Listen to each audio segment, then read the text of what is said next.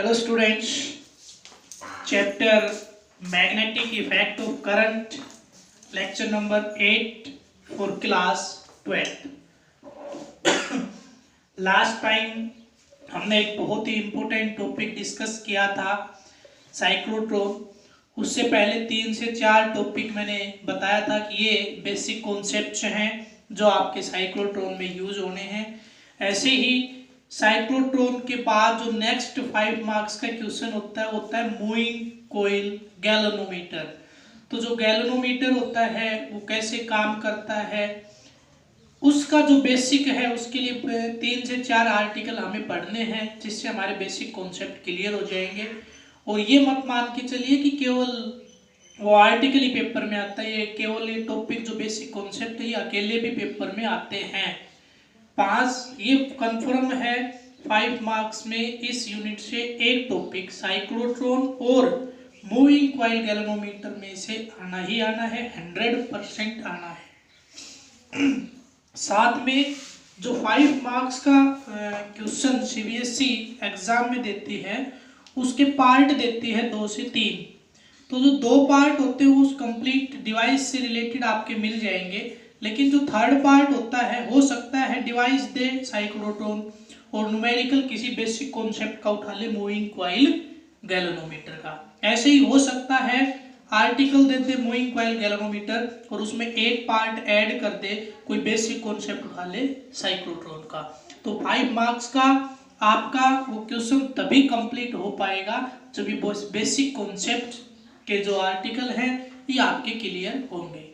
तो एक छोटा सा एक्सपेरिमेंटल सेटअप है, कभी फेस टू फेस होंगे क्लासेस लगेंगी तब मैं आपको ये करके भी दिखाऊंगा लैब में। हर साल जो भी स्टूडेंट्स होते हैं 12th क्लास में उनकी एक्टिविटी मैं करवाता हूँ लैब में, उसके बाद इस टॉपिक को पढ़ाता हूँ। लेकिन अब की बार कुछ पता नहीं क्या ही होता जा रहा है, तो जिस तरह की कंडीशन है उसी तरह से हमें भी एडजस्ट करना पड़ रहा है। तो देखिए टॉपिक है force on A current carrying conductor in a magnetic field. एक मैग्नेटिक फील्ड के अंदर करंट कैरिंग कंडक्टर के ऊपर कोई फोर्स होगा या नहीं होगा, होगा तो क्यों होगा और किस डायरेक्शन में होगा, वो डायरेक्शन हम कैसे निकालेंगे। चलिए शुरू करते हैं। देखिए सबसे पहले एक्सपेरिमेंटल सेटअप में मेरे पास ये एक स्टैंड है। स्टैंड में ये एक रोड होती है, एक रोड ये होती है। ये जो रोड होती है ये इंसुलेटिंग होनी चाहिए, ठीक है। ये आपकी कैसी भी हो कोई फर्क नहीं पड़ता, अगर ये इंसुलेटिंग है तो करंट यहाँ से यहाँ नहीं जाएगा। उसके बाद एक थिक एल्युमिनियम का वायर या रोड लेनी है जो यहाँ पे लटकी हुई आपको नजर आ रही है।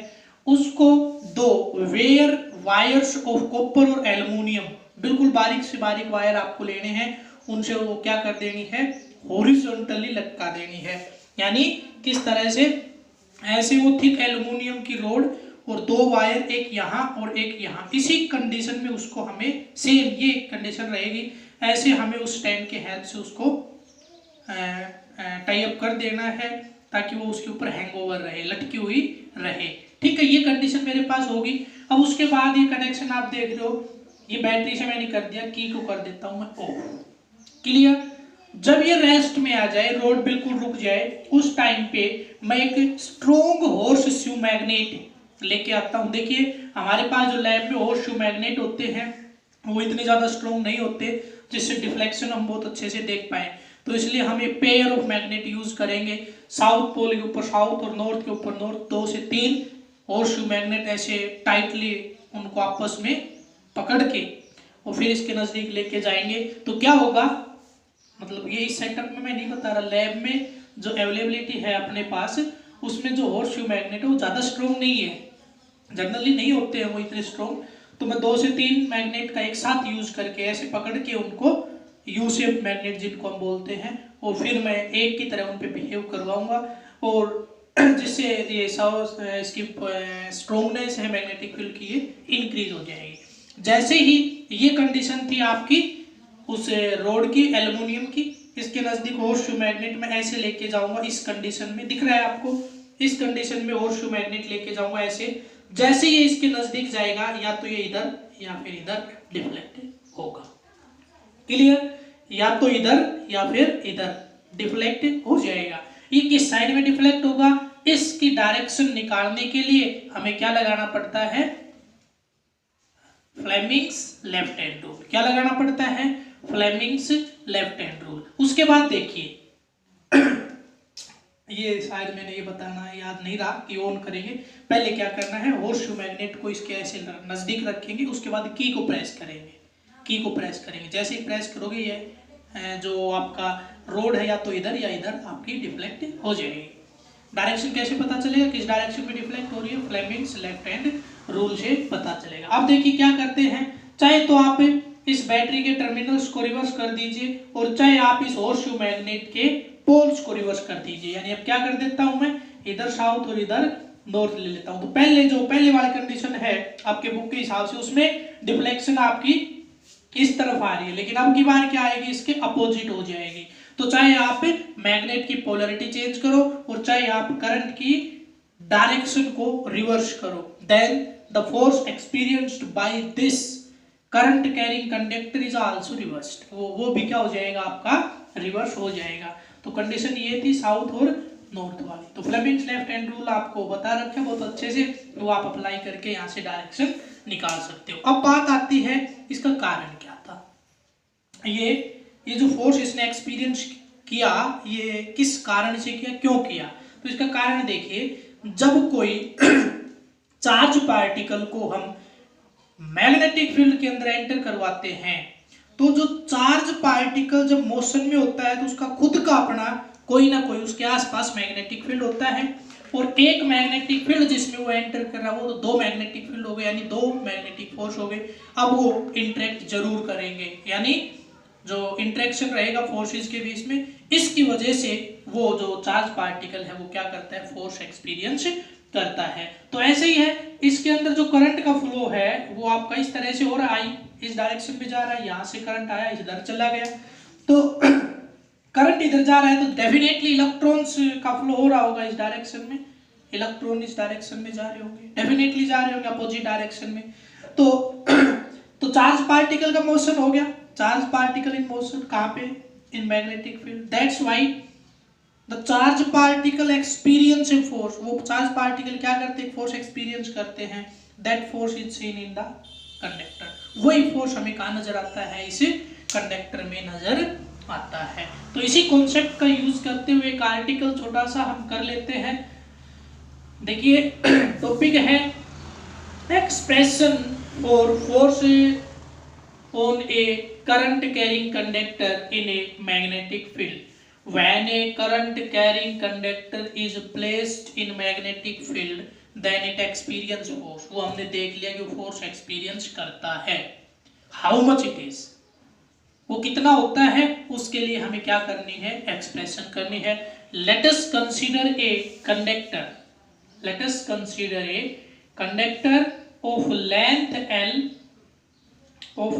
L, area of cross section A, and a uniform or steady current I is flows along positive x direction. इस डायरेक्शन में क्या फ्लो कर रहा है, इसके अंदर से करंट फ्लो कर रहा है, and a magnetic force is in positive y direction. Magnetic field B is in positive y direction. Then according to magnetic Lorentz force F is equal to, magnetic Lorentz force Fm is equal to क्या आया था, QVB, क्या आया था, QV cross B। B आपका vector quantity, V आपकी vector quantity, ये क्यों। अब देखिए यहाँ पे Q की जगह पे आएगा, अगर यहाँ पे करंट I फ्लो कर रहा है तो Q की जगह पे आएगा E, क्या आएगा, E। क्लियर। अब यहाँ पे Fm और मैं ले रहा हूं minus of E VD cross B। बताइए सही लिखा या गलत लिखा। ये थी velocity of positive charge particle, लेकिन हमारे पास जो चार्ज पार्टिकल है वो है नेगेटिव, तो उसकी अपोजिट डायरेक्शन हमें लेनी पड़ेगी। इसलिए मैंने क्या यूज किया, यहाँ पे नेगेटिव यूज किया, यानी electrons are drifted in this direction but current is flows in this direction. और हमें जो लेफ्ट हैंड रूल लगाना है वो कैसे लगाना है, इस करंट का यूज करके लगाना है, फादर मदर चाइल्ड। क्लियर? तो अप्लाई कर दीजिए, इस तरह से ये आपका अप्लाई हो जाएगा। देख पा रहे हो आप, ये आपका किस में जा रहा है, करंट की डायरेक्शन में। मैग्नेटिक फील्ड आपका कहाँ जा रहा है, ऊपर की तरफ। लग गया मैग्नेटिक फील्ड ऊपर की तरफ, तो फोर्स कहाँ होगा आपका, इस डायरेक्शन में। तो ये पॉजिटिव एक्स एक्सिस, ये पॉजिटिव वाई एक्सिस, तो ये क्या हो गया, positive Z axis. It experience force, जो फोर्स मैंने यहाँ पे लिखा है एफ एम, ये होगा कुछ इस तरह से, ये होगा कुछ इस तरह से। क्लियर है इतना? चलिए, ये कॉन्सेप्ट है आपका। आगे मैं इसको प्रोसीड कर रहा हूं, इस इक्वेशन को यहाँ पे नोट कर रहा हूं कि मेरे पास फोर्स आ गया है magnetic Lorentz force E into V D cross B. और मैंने बता दिया है कि फ्लेमिंग्स लेफ्ट हैंड रूल से जो यहाँ पे फोर्स लग रहा है उसकी डायरेक्शन भी हमने पता कर ली है, वो है पॉजिटिव जेड डायरेक्शन में। इतना क्लियर हुआ? अब मैं मान के चल रहा हूं if number of electrons per unit volume in this conductor are n, n is the number of electrons per unit volume, then total number of electrons, on this conductor are, मैं मान के चल रहा हूं वो n होंगे, और which is equal to n into volume of the conductor. और वॉल्यूम क्या रहेगा, एरिया ऑफ क्रॉस सेक्शन मेरे को पता है और इसकी लेंथ मेरे को पता है, तो टोटल नंबर ऑफ इलेक्ट्रॉन होंगे ये। क्लियर है? तो अब मैं यहाँ से इस फोर्स का टोटल अमाउंट निकालना चाह रहा हूँ। तो अमाउंट ऑफ फोर्स, ये वेक्टर क्वांटिटी है, अमाउंट ऑफ फोर्स, वेक्टर लगा लेना भाई, ये यहाँ पे छोड़ दिया मैंने। तो ये एक वेक्टर क्वांटिटी है, amount of net force is equal to क्या होगा, यहाँ पे जो नेट फोर्स रहेगा वो रहेगा n इंटू एफ। चलो थोड़ा चेंजमेंट करते हैं नोटेशन में, तो नेट फोर्स को कैपिटल M से लिख रहा हूँ, which is equal to n into F, ये रहेगा। Now put the value of f from equation first, इसको नाम फर्स्ट देके यहाँ से f की वैल्यू यहाँ उठा लेंगे, तो क्या हो जाएगा, f इज इक्वल टू, और ये इक्वेशन सेकंड एक साथ ही लिख दीजिए, by using equation first and second we can write n a l, और माइनस बाहर चल रहा है, बाहर आपका, ठीक है, into v d cross b। बताइए ये आपका यहां तक आ गया है, शायद ई मैंने छोड़ दिया है कहीं ना कहीं, ई को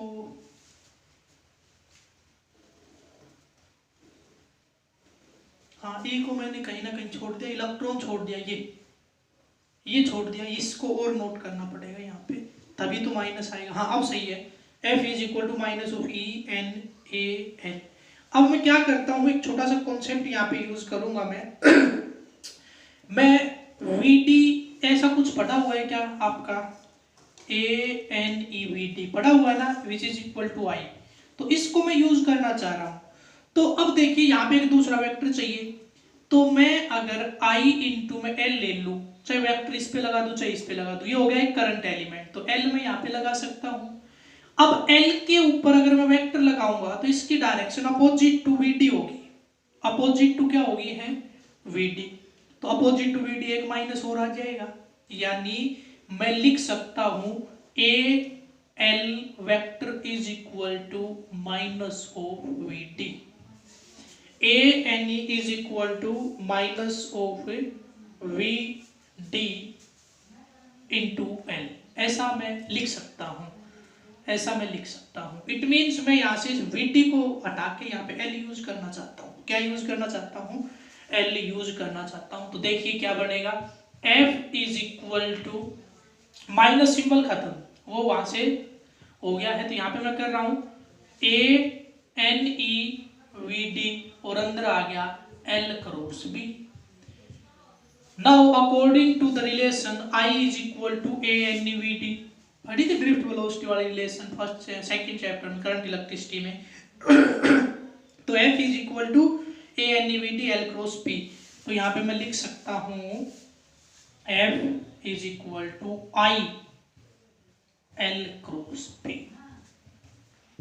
this is the expression for force experienced by a current carrying conductor in a magnetic field।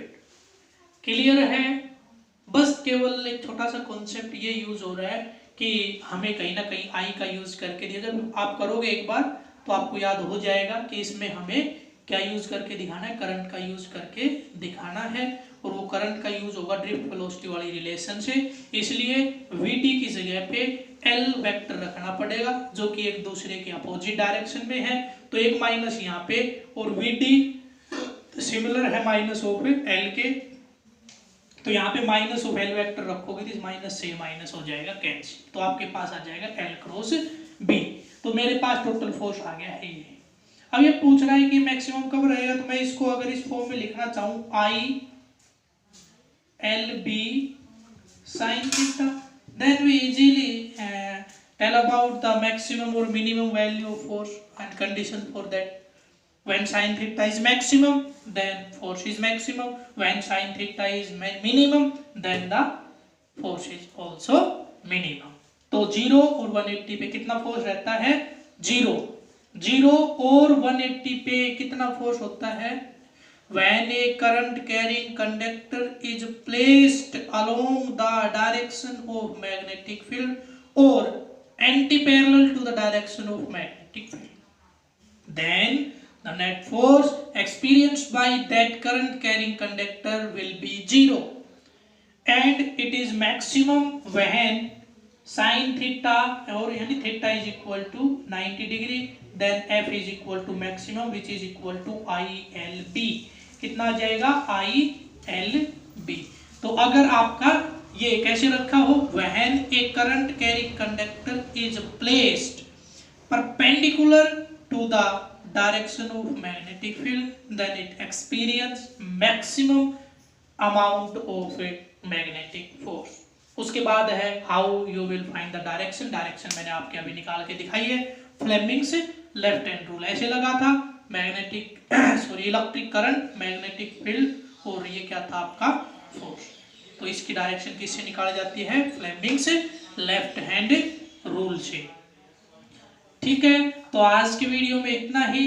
Numerical problems बच्चे बहुत कम कर रहे हैं, और जो ये अभी सैटरडे को टेस्ट हुआ है ये भी काफी बच्चों ने नहीं दिया, तो आगे से ऐसी प्रॉब्लम नहीं आनी चाहिए, क्योंकि अब जो आपका दिक्कत थी कि इलेक्ट्रिसिटी 2 या 3 दिन आपकी नहीं आई, जिसकी वजह से फ़ोन चार्ज नहीं थे, और टेस्ट देने के लिए उसको लगातार ऑनलाइन रखना पड़ता है, या कुछ में नेट की प्रॉब्लम आ रही थी, तो आगे से ऐसा नहीं होना चाहिए। यानी बिल्कुल आप अगर ये MCQ क्वेश्चन जितने भी हैं टॉपिक्स के, इनको अगर आप टेस्ट में करोगे तो इससे आपके टॉपिक भी क्लियर होते हैं, और उसके बाद आपको और हमें ये भी पता चल जाता है कि आपको कितना समझ में आ रहा है या आप कितना कुछ कर पा रहे हैं। साथ में एक बच्चा केवल एक ही बार पेपर दे, ज्यादा बार ना दे, क्योंकि हम जो पहली बार में जितने नंबर आते हैं उन्हीं को नोट कर लेते हैं, दोबारा चाहे वो या 2 बार 3 बार कितनी बार देता रहे हम उनको नोट नहीं करते हैं।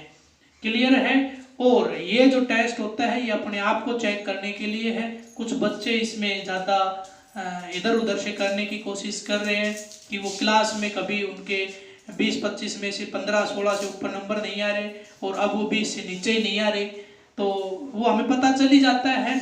और हो भी सकता है उनमें से कुछ बच्चों ने कंसंट्रेशन से पढ़ना शुरू किया, मैं सभी की तो नहीं कह सकता, लेकिन 1-2 जरूर हैं ऐसे जो कर रहे हैं कुछ गड़बड़, वो अपने आप को बहुत बड़ा धोखा दे रहे हैं। केवल ईमानदारी से पेपर करें ताकि आपको और हमें दोनों को ये पता चल जाए कि कितना आप कर पा रहे हो, और आपको भी ये पता चल जाएगा कि हमें कितना समझ में आ रहा है। अगर ईमानदारी से काम कर रहे हो तो जजमेंट बिल्कुल सही रहेगा, आंसर्स तो आपके पास आ ही जाएंगे। और साथ में जितने भी MCQ क्वेश्चन हुए जैसे क्लास में हर सैटरडे को होते थे, और फिर उसको फाइल में सोल्व करके लिखना था, ऐसे ही अब भी ये जो एमसीक्यू टेस्ट हो रहे हैं। ये सारा आपका एक फाइल में इनके क्वेश्चन मतलब क्वेश्चन आपके दो तरह से कि इसका आंसर ये है और क्यों है, वो दोनों आंसर उसके अंदर होना चाहिए। यानी केवल ऑप्शन नहीं, एक्सप्लेनेशन कि ये आंसर इसका कैसे आया, उसके साथ आपके पास एक फाइल में या नोटबुक में ये सॉल्यूशंस विद डेट, किस डेट को ये एमसीक्यू टेस्ट हुआ था, इसका ये सॉल्यूशन है, वो आपकी नोटबुक में या कोई फाइल आपने लगा रखी है उसमें मेंटेन होने चाहिए। आज के वीडियो में इतना ही, थैंक्स।